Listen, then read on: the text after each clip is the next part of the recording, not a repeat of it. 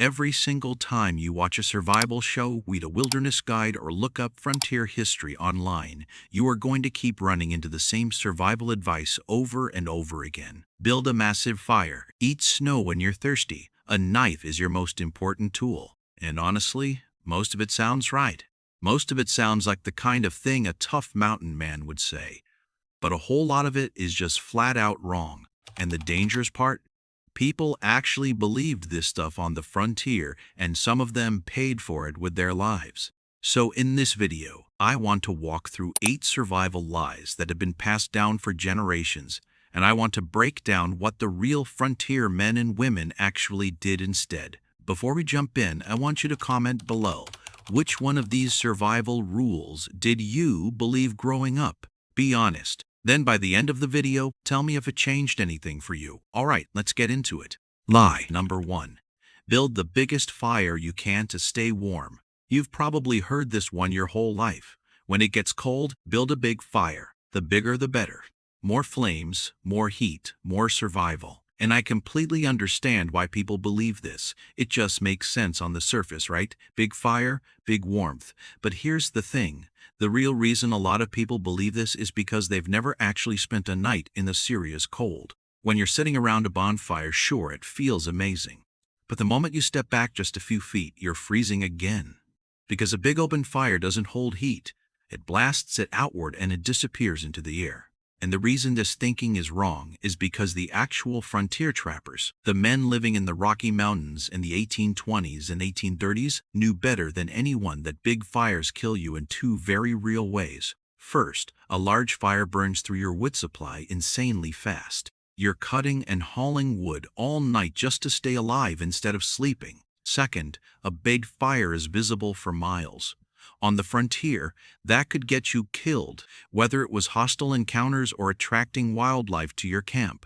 What the real mountain men did instead was build what historians call a hunter's fire. 2 parallel logs burning slowly toward each other, low to the ground, with reflected heat directed toward a lean-to or shelter wall. Small, controlled, efficient. The shelter did most of the work. The fire just supported it. So that is lie number 1. A big fire is not your friend. A smart fire is.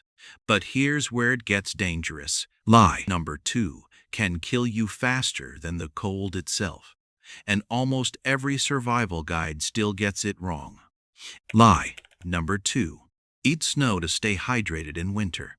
This is one that even some survival instructors still get wrong. The idea is simple. You're surrounded by snow. You're thirsty. Just eat it. Free water everywhere. Problem solved. And I get it. I really do. When you're deep in the wilderness and you're dehydrated and there's snow literally everywhere, it feels almost stupid not to eat it. But here's why this thinking will get you killed. Eating snow forces your body to use its own core heat to melt it down to a drinkable temperature. And in a survival situation, your core body temperature is not something you can afford to gamble with. You start pulling heat away from your core to melt snow in your stomach. You are now accelerating hypothermia, not preventing it. It is one of the most dangerous things you can do when you're already cold and exhausted. The real frontier trappers knew this. The mountain men of the 1800s, even in the dead of a Wyoming winter, would always take the time to melt snow over a fire before drinking it. They would pack snow into a container, hold it near the fire, and wait. They never rushed that process. What you should do instead is exactly that. Melt it first.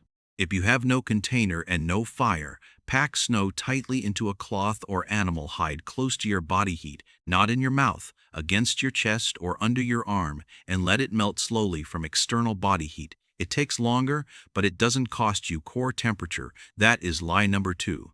Gone. Done. Never eat snow directly. Lie number 3. A knife is the most important survival tool. Oh, this one is everywhere. Every survival channel, every bushcraft video, every what to pack list. A knife is always number 1. And don't get me wrong, a knife is absolutely critical.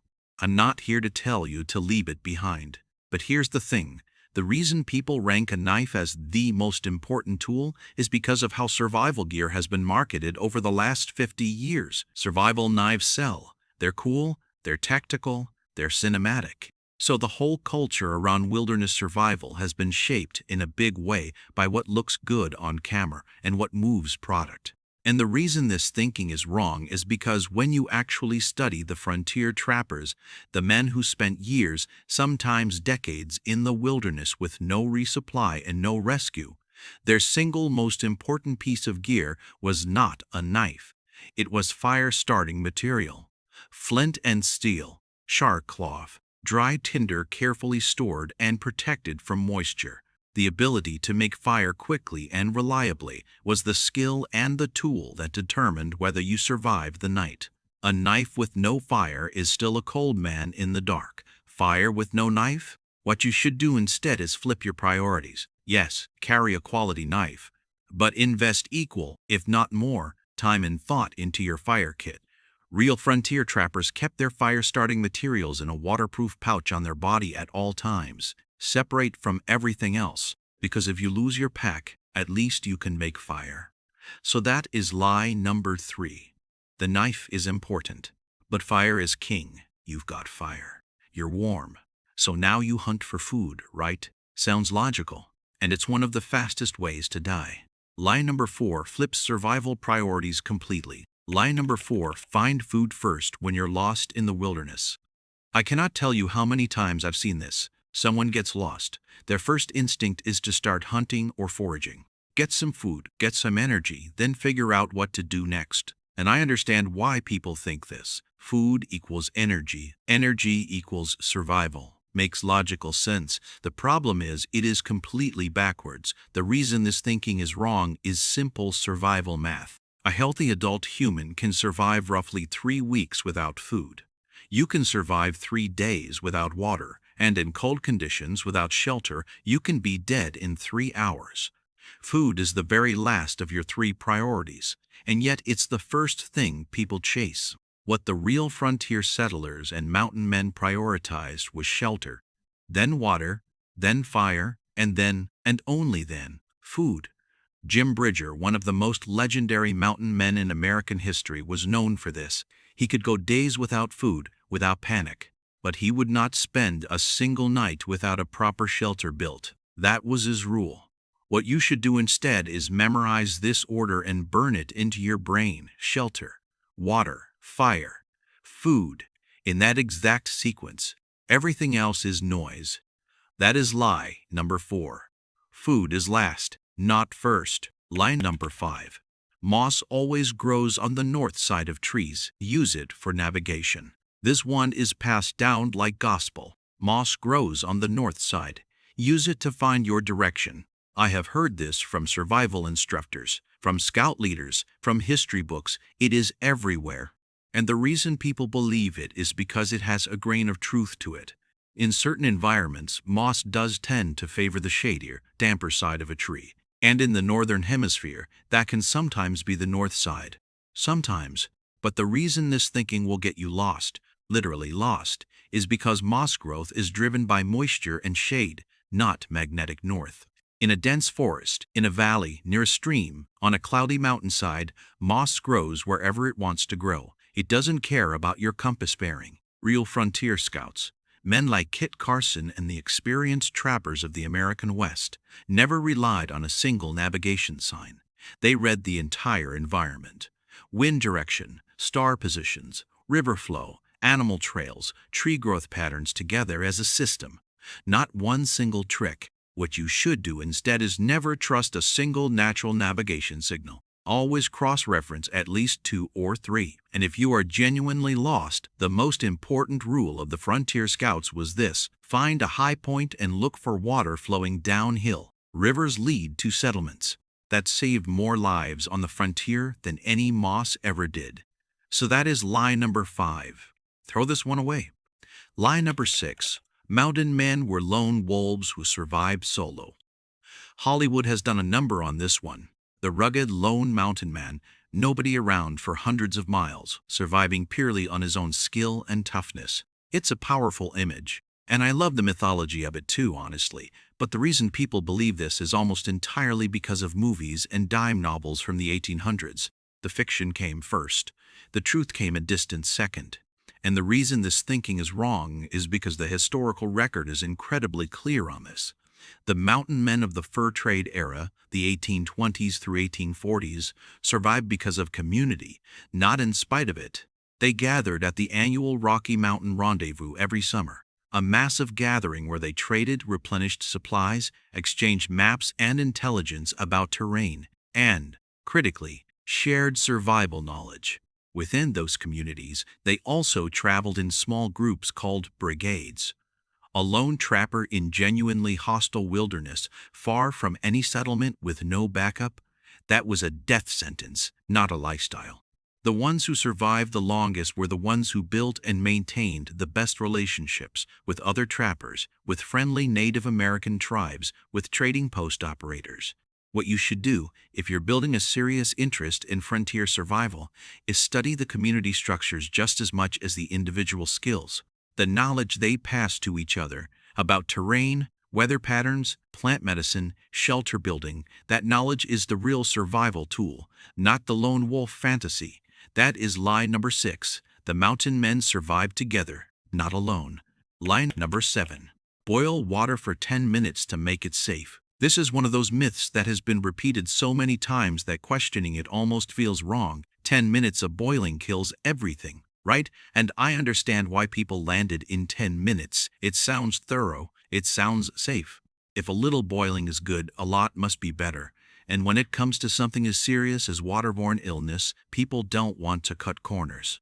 But the reason this is actually wrong, and this is backed up by very real science, is that water reaches full pathogen-killing temperature well before 10 minutes of boiling. At sea level, 1 minute of a rolling boil is enough to kill every biological threat in your water. At high altitude, where water boils at a lower temperature, 3 minutes is sufficient. 10 minutes is not just unnecessary. In a survival situation, it wastes fuel and time that you may desperately need for other things. The real frontier settlers knew this instinctively, even without modern microbiology to back it up. They didn't have the luxury of wasting firewood.